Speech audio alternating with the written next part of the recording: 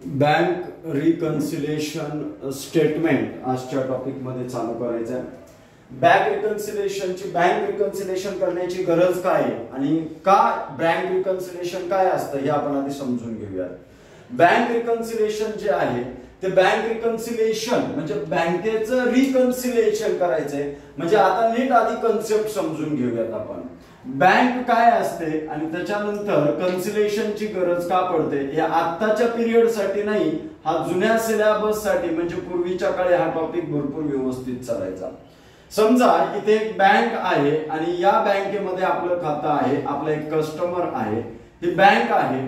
Okay, या बँकेमध्ये आपल्या एका कस्टमरचं अकाउंट आहे आणि हा कस्टमर अकाउंट मेंटेन करत असताना कोणत्या प्रकारे मेंटेन करतोय समजून घेऊया. ओके, हा कोण आहे? कस्टमर आहे. कोणाचा कस्टमर आहे? बँकेचा कस्टमर आहे. आता हा बिझनेस करतोय, एक प्रकारचा बिझनेस रन करतोय. या बिझनेस साठी जास्त करून आपल्याला अकाउंटची गरज पडते. ओके, मग हा जो बिझनेस करत होता याच्यासाठी याने या बिझनेसच्या नेमने हे अकाउंट या बँकेमध्ये अकाउंट ओपन केलं आणि अकाउंट ओपन केल्यानंतर हा झाला बँक कस्टमर. कोण झाला? बँकेचा कस्टमर.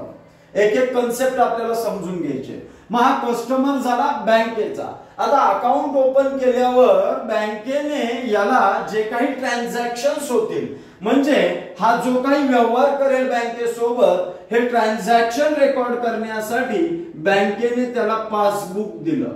एकतर पासबुक देईल, जर सेव्हिंग अकाउंट असेल तर त्याला पासबुक देणार आणि जर करंट अकाउंट असेल तर त्याला टाइम टू टाइम स्टेटमेंट देणार. अकाउंट स्टेटमेंट म्हणतो आपण त्याला. ओके, एकतर त्याला स्टेटमेंट मिळेल नाहीतर पासबुक मिळून जाईल त्याच्यामध्ये. आणि कस्टमर हा जो बँकेसोबत व्यवहार पासबुक रेकॉर्ड करत असताना बँक हे सेल्फ याच्याने पाहते म्हणजे त्यांच्या पॉइंट ऑफ व्ह्यूने बँक रेकॉर्ड करणार आहे. म्हणजे बँकेचे जे याच्यामध्ये ट्रान्झॅक्शन्स रेकॉर्ड केले जातील पासबुक मध्ये हे पॉइंट ऑफ व्ह्यू कोणाचा असेल? बँकेचा. ओके, ट्रान्झॅक्शन्स रेकॉर्डेड, ट्रान्झॅक्शन्स जे रेकॉर्ड केले जातील, transactions recorded as per the bank view. Okay, as per the bank view. Bank ज्या पद्धतीने त्या ट्रान्झॅक्शनला पाहणार त्या पद्धतीने ठेवणार. काय आहे हे समजून घेऊयात. मी एक एक पार्ट सांगतो तुम्हाला. आता कस्टमरनी जे बँकेसोबत केलेले ट्रान्झॅक्शन्स आहेत, कस्टमर फक्त हा कस्टमर नाहीये, तो एक काय बिझनेसमन आहे. एका बिझनेसला ओन करतोय तो कस्टमर. मग या कस्टमरनी जे काही ट्रान्झॅक्शन बँकेसोबत केलेले आहेत त्याने त्याच्यासाठी बुक मेंटेन केलेले आहे. मग ते बुक कोणतं? तर आपण सबसिडियरी बुक्स मध्ये cash book with bank column असं पाहतो. Cash book with bank column म्हणजेच आपण याला शॉर्टकट मध्ये टर्म करणार आहोत कॅश बुक. शॉर्ट मध्ये आपण टर्म करणार त्याला फक्त काय? कॅश बुक म्हणून टर्म करणार. मग हे झालं. हे पहा, बँक रिकन्सिलेशन का करायचं याचा अर्थ समजून घेतोय. मग काय झालं आता याच्यामध्ये पहा, कस्टमर, आता कस्टमर कॅश बुक मध्ये जे ट्रान्झॅक्शन रेकॉर्ड करणार, ट्रान्झॅक्शन्स रेकॉर्डेड, कॅश बुक मध्ये जे ट्रान्झॅक्शन रेकॉर्ड होणार, transactions recorded as per the customer view. As per the customer view म्हणजे काय सर? इथं तुम्ही सांगितलं transaction recorded as per the bank view आणि इथे येऊन सांगता transactions recorded as per the customer view. या दोघांमध्ये डिफरन्स काय तर सांगतो. समजा कस्टमरने इनिशियल ट्रान्झॅक्शन अकाउंट ओपन करत असताना काय केलं? 10,000 डिपॉझिट केले बँकेमध्ये. कुठे डिपॉझिट केले? बँकेमध्ये. सुरुवातीला अकाउंट ओपन करत असताना आता ते पैसे डिपॉझिट केलेत बँकेत म्हणजे रिसिव्ह कोणी केले? बँकेने केले. बरोबर. मग कस्टमर याची जर्नल एंट्री पास करत असताना कस्टमरच्या पॉइंट ऑफ व्ह्यूने याची जर्नल एंट्री काय होणार याच्यामध्ये? तर debit the receiver, bank is the receiver, therefore bank account debit 10,000 to credit what goes out cash account. Credit साइडला लिहिणार तुम्ही 10,000. ही एंट्री बरोबर कळाली. म्हणजे आता जर तुम्ही या कॅश बुक मध्ये रेकॉर्ड करायला गेलात तर कॅश बुकच्या डेबिट साइडला जाऊन तुम्ही काय लिहिणार? इथं टू ओके, बँक कॉलम मध्ये, कोणत्या कॉलम मध्ये? बँक कॉलम मध्ये लिहिताल तुम्ही टू कॅश अकाउंट, ओके, 10,000 बँकेच्या बुक मध्ये लिहिताल, म्हणजे कॅश कॉलमच्या क्रेडिट साइडला जाऊन लिहिताल तुम्ही. ओके, मग हे ट्रान्झॅक्शन केलं, याचा अर्थ काय दाखवतोय? याच्यामध्ये जी बँक बॅलन्स दाखवते, हा कोणता बॅलन्स दाखवते तुम्हाला? डेबिट बॅलन्स दाखवते. कोणता बॅलन्स? डेबिट. म्हणजे तुम्ही काय म्हणताय की हे 10,000 रुपये नंतर बँकेकडून मला येणं आहे, हे मला यायचे आहेत पैसे, म्हणून तुम्ही त्याला बँकेला काय केले? डेबिट केले. मग कॅशबुक मध्ये रेग्युलरली नॉर्मली जो बॅलन्स दाखवला जातो, हा कोणता दाखवला जाणार? Debit balance. म्हणजे हा जो डेबिट बॅलन्स आहे, हा डेबिट बॅलन्स तुमच्यासाठी कोणता झाला? Positive balance. भरपूर अशा कन्सेप्ट आहेत जे या लेक्चर मधून तुमच्या क्लिअर होऊन जातील. मग याला पॉझिटिव्ह बॅलन्स म्हणणार. म्हणजे कॅशबुक मध्ये जर बँकेला डेबिट बॅलन्स असेल तर तुमच्या पॉइंट ऑफ व्ह्यूने काय? पॉझिटिव्ह बॅलन्स, म्हणजे ते येणे तुमच्यासाठी नंतर. आता पार्टी करूया चेंज, आपण येऊयात बँकेच्या पॉइंट ऑफ व्ह्यूने. कोणाच्या पॉइंट ऑफ व्ह्यूने? बँकेच्या पॉइंट ऑफ व्ह्यूने. आता बँकेला ज्या वेळेस ही कॅश आली असेल त्यावेळेस बँकेने काय एंट्री केली असेल? Cash account debit 10,000 to credit the giver, customer is the giver, to customer account, to customer account 10,000. आता बँक पासबुक बनवते म्हणजे काय बनवते? कस्टमरचं अकाउंट बनवते. बँक पासबुक बनवते म्हणजे काय बनवते? कस्टमरचं अकाउंट बनवते. मग याच्यामध्ये कस्टमरचं अकाउंट इथं बनवलं बँकेने. ओके, कस्टमरचं अकाउंट बनवल्यानंतर आता इथं कस्टमर अकाउंट पासबुक, पासबुक वरती नाव लिहिलेलं असतं त्या कस्टमरचं, वेगवेगळे कस्टमर असतात, त्यांच्या नावाने अकाउंट तयार झालं. मग या जर्नलला ट्रान्सफर करायचं म्हणल्यावर कस्टमर अकाउंटच्या कोणत्या साइडला जाणार? बँक क्रेडिट साइडला जाणार आणि इथं लिहिणार बाय कॅश अकाउंट किती? 10,000. म्हणजे बँकेने जर हा बॅलन्स बघितला तर बँकेसाठी हा बॅलन्स डेबिट आहे का क्रेडिट आहे? क्रेडिट आहे. कारण क्रेडिट बॅलन्स कोणाला असतो? लायबिलिटीला असतो. डेबिट बॅलन्स कोणाला असतो? कस्टमरच्या पॉइंट ऑफ व्ह्यूने कोणाला असतो? ऍसेटला असतो. बरोबर, दोघांच्या पॉइंट ऑफ व्ह्यूने तेच आहे. परंतु हे 10,000 रुपये बँकेला नंतर रिटर्न करायचे कस्टमरनी मागितल्यावर, त्यामुळे बँकेची ही काय आहे? लायबिलिटी आहे. म्हणून बँकेने इथं कोणता बॅलन्स दिलेला आहे? क्रेडिट. आता कस्टमर बघतोय पासबुक मध्ये, कस्टमर कशामध्ये बघतोय? पासबुक मध्ये बघतोय. मग कस्टमरला तो बॅलन्स क्रेडिट साइडला दिसला तर कस्टमर काय म्हणणार? पॉझिटिव्ह बॅलन्स आहे. म्हणजे पासबुक मधल्या कस्टमरच्या पॉइंट ऑफ व्ह्यूने बघा, आता कस्टमर पासबुक बघतोय, पासबुक मध्ये क्रेडिट बॅलन्स दिसतोय, म्हणजे याचा अर्थ काय? त्याला बँक तेवढे पैसे देणार आहे. म्हणजे पॉझिटिव्ह बॅलन्स, पासबुकचा पॉझिटिव्ह बॅलन्स कोणता असेल? क्रेडिट. कोणता असणार? क्रेडिट बॅलन्स पासबुकचा पॉझिटिव्ह असणार. समजलं इथपर्यंत? मग या दोघांमध्ये ट्रान्झॅक्शन चालू झाले. ट्रान्झॅक्शन चालू झाल्यानंतर काही वेळ गेला त्याच्यामध्ये, बँकेकडून यांनी चेकबुक घेतलं, वेगवेगळ्या फॅसिलिटीज घ्यायला लागला. बँकेकडून पहा हा काय काय फॅसिलिटीज घेऊ शकतो बँकेकडून, तर सगळ्यात पहिली फॅसिलिटी घेऊ शकतो standing payment instruction. Standing payment instruction. Okay, त्याच्यानंतर काय घेऊ शकतो? चेक. ओके, चेकबुक घेऊ शकतो. बिल डिसऑनर ऑनर करू शकतो. बिल ऑफ एक्सचेंजची फॅसिलिटी घेऊ शकतो त्या बँकेतून. ओके, कलेक्शन ऑफ डिव्हिडंड घेऊ शकतो. Collection of payments. Collection of payments. Okay, मग या वेगवेगळ्या फॅसिलिटीज तो त्याच्यामध्ये घेणार. त्याच्यामध्ये कलेक्शन ऑफ चेक, चेकबुक घेतलं. तसंच याच्यामध्ये पेमेंट अँड रिसिव्ह, म्हणजे payment receive through, payment receive or paid through cheque, या प्रकारची फॅसिलिटी याच्यामध्ये घेतो आपण. म्हणजे पेमेंट रिसिव्ह पण झालं चेकने किंवा पेड पण केलं चेकने, तर या फॅसिलिटीज कस्टमर घेणार आहे. आता बदल काय झालाय? आता मार्केटमध्ये बँक रिकन्सिलिएशन का दिसत नाही तुम्हाला? कारण 2010च्या नंतर काय झाले, मेसेजेस जे आहेत ते डायरेक्ट लगेचच कस्टमरला येतात. म्हणजे अपडेट लगेच होते. पूर्वी कस्टमर अपडेटेड नव्हता, बँकेचा कस्टमर अपडेटेड नव्हता, टेक्नॉलॉजीचा वापर जास्त होत नव्हता. मग याच्यामध्ये एखाद्या चुका व्हायच्या चान्सेस असतात.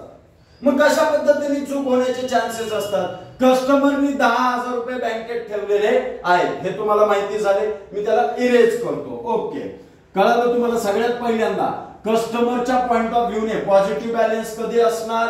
जर त्याच्या कॅशबुक मध्ये कोणता बॅलन्स दाखवला? Debit balance. आणि निगेटिव्ह बॅलन्स कधी असणार?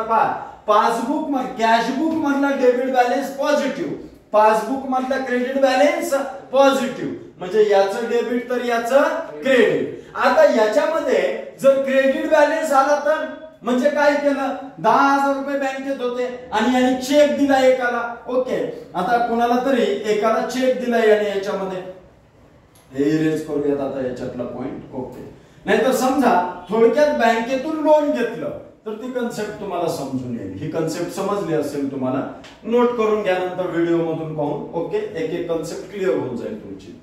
आता काय झालं? कस्टमरने डिपॉझिट केलं तर डिपॉझिट तसेच राहिले. लोन घेतलं बँकेकडून कस्टमरने. काय घेतलं? Loan taken from bank ₹1 lakh. 1 lakh रुपयाचं लोन घेतलं कस्टमरने बँकेकडून. Debit what comes in? Cash comes in. Therefore cash account debit. To credit the giver. Who is the giver? Bank is the giver. Therefore, to bank account 1 lakh. ही झाली entry. याला लगेच cashbook मध्ये transfer करूयात. Okay, म्हणजे cashbook मध्ये cash कॉलमच्या debit साइडला जाणार 1 लाख रुपये आणि बँक कॉलमच्या पुढे जाणार क्रेडिट साइडला. हा कोणता कॉलम आहे? Cash bank. Cash bank. इथं काय म्हणणार? बाय. ओके, इथं म्हणणार टू बँक अकाउंट. कॅश अकाउंटच्या डेबिट साइडला जाऊन काय लिहिणार तुम्ही? To bank account. आणि बँक अकाउंटच्या क्रेडिट साइडला जाऊन काय लिहिणार तुम्ही? By cash account. Okay, 1 lakh rupees. आता इथं कॅश कॉलम बघू नका, आपल्याला याच्यामधला कोणता कॉलम बघायचा आहे? फक्त कॅशबुक मध्ये बँक कॉलम. फक्त कोणता कॉलम बघायचा आहे? Bank column. म्हणून आपण इथला कॅश कॉलम काढून टाकूयात. हेच सांगत होतो मगाचपासून, तुम्ही याला सुद्धा चुकीच्या पद्धतीने समजता म्हणून आता ड्रॉ करून दाखवलं. मग आता मला सांगा, हे पैसे यायचेत का द्यायचेत नंतरून बँकेला? देणे आपल्याला. म्हणजे आता इथं क्रेडिट बॅलन्स आहे का डेबिट बॅलन्स आहे? आपल्याला इथं क्रेडिट बॅलन्स आहे. म्हणजे हा आपल्यासाठी पॉझिटिव्ह झाला का निगेटिव्ह झाला? निगेटिव्ह बॅलन्स झाला. म्हणजे कॅशबुकचा क्रेडिट बॅलन्स कस्टमर साठी कसा आहे? निगेटिव्ह आहे. आता येऊयात पासबुक मध्ये. पासबुक मध्ये एंट्री पास करत असताना बँक कोणत्या प्रकारे करणार? Debit the receiver, customer is the receiver. Therefore customers काय दिले त्याला आपण? Loan. Customers loan account debit 1 lakh. To credit what goes out? Cash goes out. To cash account 1 lakh. बरोबर, ही एंट्री याच्यामध्ये होणार. मग याला जर लेजर मध्ये बघितलं आपण, लेजर कोणाचं बनवायचं आपल्याला? इथं कस्टमरचं बनवायचंय. मग आता कस्टमर अकाउंटच्या कोणत्या साइडला जाणार आपण? डेबिट साइडला. आणि इथे येऊन टू काय लिहिणार तुम्ही? कॅश 1 लाख. याच्यासाठी कस्टमर साठी ते लोन देणे, पण बँकेसाठी ते लोन येणे, म्हणून त्यांनी ते पुढे लिहिले डेबिट साइडला. म्हणजे कॅशबुकचा क्रेडिट बॅलन्स कस्टमर साठी निगेटिव्ह आहे. त्याने जर आता पासबुक हातात घेतलं आणि पासबुक मध्ये बघतोय कस्टमर की याच्यामध्ये डेबिट बॅलन्स दिसतोय आपल्याला, तर कस्टमर काय समजेल? ते घ्यायचेत का द्यायचेत नंतरून? द्यायचे. जर क्रेडिट बॅलन्स दिसला तर यायचे. म्हणजे कस्टमर साठी पासबुकचा क्रेडिट बॅलन्स पॉझिटिव्ह आहे आणि डेबिट बॅलन्स निगेटिव्ह आहे. तेच कॅशबुक मधला डेबिट बॅलन्स पॉझिटिव्ह आहे आणि क्रेडिट बॅलन्स निगेटिव्ह आहे. समजलं हे कितपर्यंत? म्हणजे याचा पासबुकचा कॅशबुकचा डेबिट बॅलन्स पॉझिटिव्ह. ओके, याच्यावरती ऑब्जेक्टिव्ह क्वेश्चन पूर्वी यायचे, आता येत नाही तेवढे. आणि कॅशबुक मध्ये इथं याला एक पॅरलली लिहून घेऊया. डेबिट ओके पॉझिटिव्ह, मिडल पॉइंटला लिहितो म्हणजे दोन्हीकडच्या कन्सेप्ट होते. Positive and negative balance. Positive आणि कोणता निगेटिव्ह.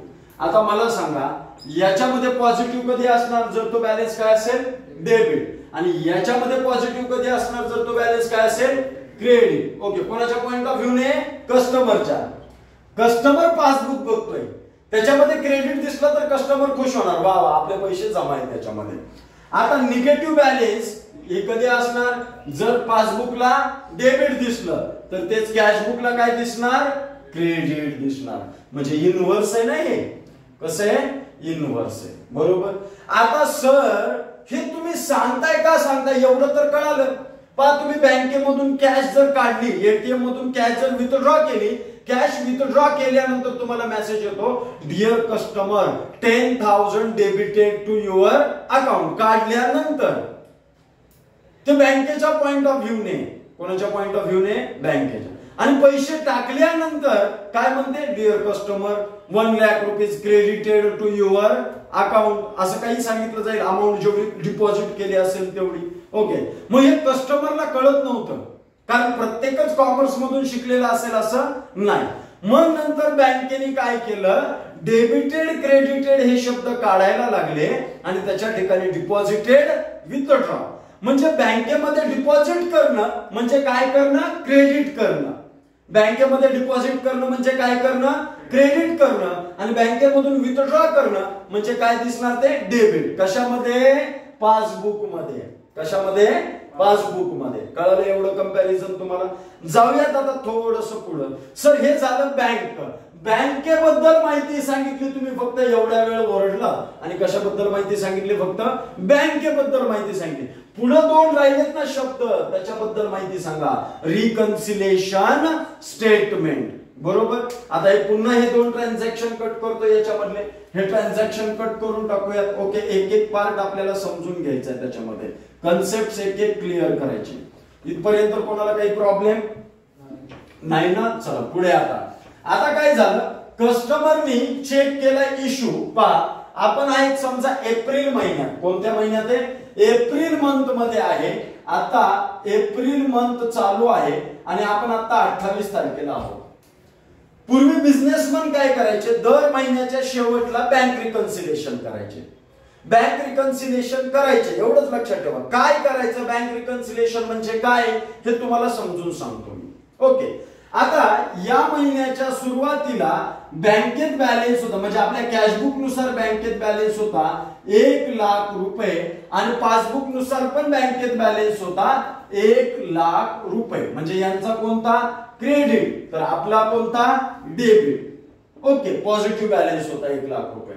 आपल्या कस्टमरने म्हणजे बँकेच्या कस्टमरने काय केलं एका सप्लायरला म्हणजे समजा आबुरावला काय केले यांनी याच्यामध्ये नाहीतर आबुरावला यांनी 10,000 रुपयाचा चेक इश्यू केला. काय इश्यू केला cheque. Okay, issued cheque of rupees 10,000. हा किती तारखेला दिला तर एप्रिल 28 ला दिला. किती तारखेला दिला एप्रिल 28 ला दिला. आता मला सांगा आपण चेक दिल्या दिल्या एंट्री काय करणार debit the receiver. Who is the receiver Aburao is the receiver. म्हणून जर्नल एंट्री काय करणार आपण Aburao account debit to cheque दिलाय म्हणजे ते पेमेंट कुठून जाणार आहे नंतर बँकेतून. म्हणून इथं टू काय करणार आपण to bank account. Okay, amount 10,000 10,000. म्हणजे याचा अर्थ काय झाला बँकेला क्रेडिट केला आपण. इथं बँकेला काय केलं क्रेडिट म्हणजे बँकेतून बॅलन्स कट केला. आता हे पुसतो जर्नल एंट्री. मग आता मला सांगा 1 लाख रुपये पेमेंट बँकेत होतं असं आपण म्हणतोय. कशानुसार हे कॅशबुक नुसार. याच्यातून लेस काय करणार आपण आबुराव. ओके, किती 10,000 रुपये. आता बँकेत बॅलन्स किती राहिला म्हणतोय आपण 90,000. किती तारखेला 28 एप्रिलला. समजलं इथपर्यंत. आता बँकेच्या बुक मध्ये आता हा आबुराव अजून बँकेत गेला नाही. 30 तारीख आली. 30 तारखेला आपण 30 एप्रिलला बँक रिकन्सिलेशन द्यायला सांगितलं. म्हणजे काय, 30 तारखेला आपण पासबुक आणलं आणि समजा कॅशबुक बघतोय, तर कॅशबुक मध्ये बॅलन्स किती दिसतोय 90,000 आणि पासबुक मध्ये बॅलन्स किती दिसतोय 1 लाख. मग ह्या दोघांमध्ये काय आलाय डिफरन्स, ह्या दोघांमध्ये काय आलाय डिफरन्स. हा डिफरन्स का आला, हा डिफरन्स का आला हे शोधणं म्हणजे बँक रिकन्सिलिएशन करणं. कळालं, हे शोधणं म्हणजे काय करणं, बँक रिकन्सिलिएशन करणं. दुसरं परत याच्यामध्ये उदाहरण देतो की बँकेने काय केलं, कस्टमरने सांगितलं होतं, कस्टमरला एका कंपनीचा डिव्हिडंड मिळणार होता किंवा इंटरेस्ट मिळणार होता, डिव्हिडंड किंवा इंटरेस्ट मिळणार होता, तो डायरेक्टली बँकेत आला 40,000 रुपये समजा. तर आता याच्या पॉइंट ऑफ व्ह्यू ने किती झालं याच्यामध्ये 1,40,000. बँकेत बॅलन्स किती झाला 1,40,000 झाला.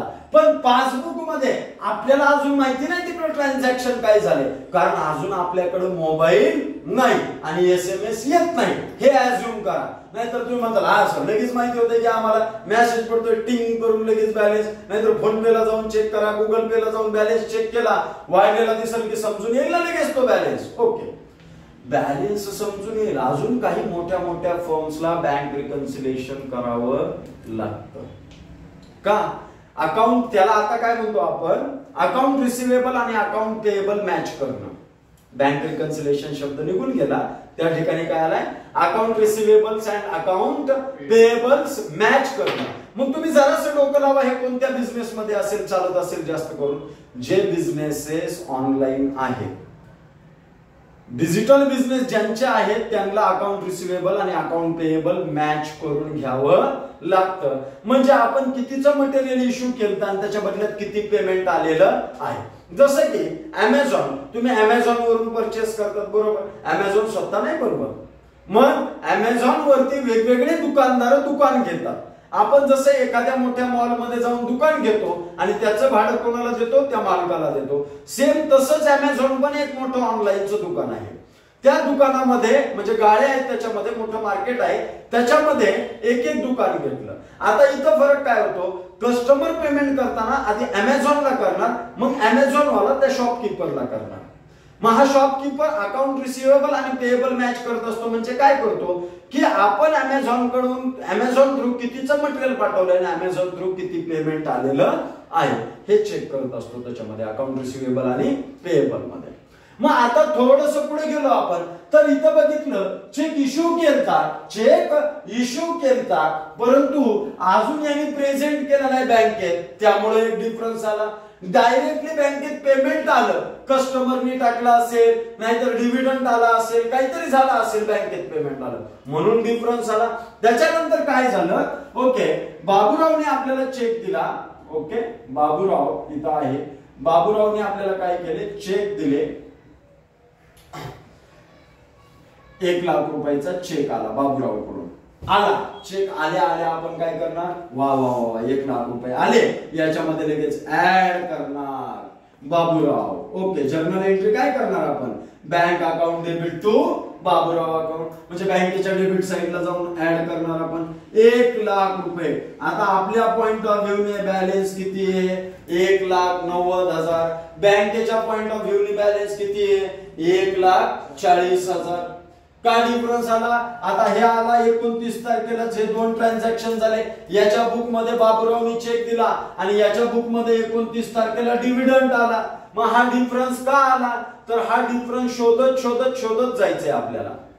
मग हा डिफरन्स येण्याचं कारण आपण शोधत बसतो, यालाच म्हणतो bank reconciliation statement. It is a statement prepared to find out the difference between cash book balance and passbook balance. हे ते स्टेटमेंट प्रिपेअर करतो आपण ज्याच्यामध्ये कॅश बुकच्या बॅलन्स मध्ये आणि पासबुकच्या बॅलन्स मध्ये जो डिफरन्स आलेला आहे तो का आलेला आहे, याचं उत्तर जे स्टेटमेंट सांगतं ते बँक रिकन्सिलिएशन स्टेटमेंट सांगतं. झाली कन्सेप्ट क्लिअर याच्यामध्ये.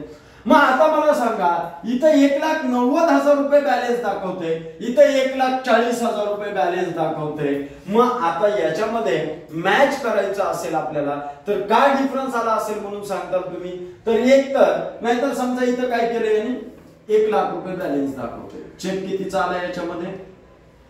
1 लाखाचा आला. याने एंट्री करताना 10 चीच केली, एरर होऊ शकते ना.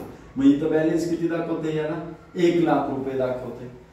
एक शून्यच कमी लिहिला त्याने, 1 लाख रुपये बॅलन्स याला दाखवतोय.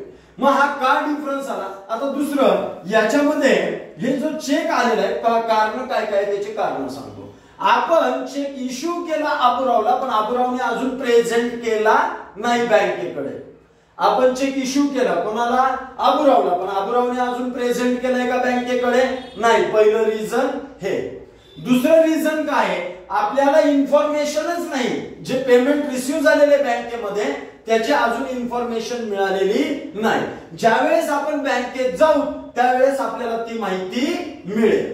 म्हणजे त्याला पण काय वेळ. पासबुक म्हणूनच देत होते पहिले. पासबुक आता पण का देतात? ती पूर्वीची परंपरा आहे. आठवड्यातून महिन्यातून एकदा जायचं आणि तिथं पासबुक भरून आणायचं तुम्ही ते, की काय काय व्यवहार झालेले आहेत ते तुम्हाला कळतील. मग ते ज्यावेळेस पासबुक प्रिंट करून आणतात त्यावेळेस तुम्हाला ट्रान्झॅक्शन कळतील बँकेमधले. मग त्याच्यानंतर काय? तर त्याच्यानंतर बाबूरावकडून चेक आला म्हणजे चेक रिसिव्हड, पण आपण अजून बँकेत दिलाय का तो चेक? नाही, नॉट डिपॉझिटेड. आणि तिसरं मिस्टेक यायचं कारण काय? म्हणजे 3 मिस्टेक झाल्या. Cheque issued but not presented, amount received, okay amount receive झाली but not inform to customer, अजून कस्टमरला इन्फॉर्म केलेलं नाही. त्याच्यानंतर हे 3 कारण झाले. त्याच्यानंतर चौथं कारण काय? तर रेक्टिफिकेशन. हे काय झालं? एरर झालं. याच्यामध्ये काय झालं? एरर. आता याला नीट जर बघितलं सर 30 तारखेला आपण चेक करताय. तुम्ही किती तारखेला चेक करताय? महिन्याच्या शेवटला चेक करताय. थोडस थांबा ना, 2-3 तारखेला तो भरेल. आपल्याला बिझनेसमनला ते काढायचं असतं की महिन्याच्या 30 तारखेला बँकेत बॅलन्स किती आहे, बँकेमध्ये किती बॅलन्स आहे हे 30 तारखेला काढायचंय. म्हणून कस्टमर एरर रेक्टिफिकेशन हे बँक रिकन्सिलेशन स्टेटमेंट करतोय. मग तुम्ही बघितलं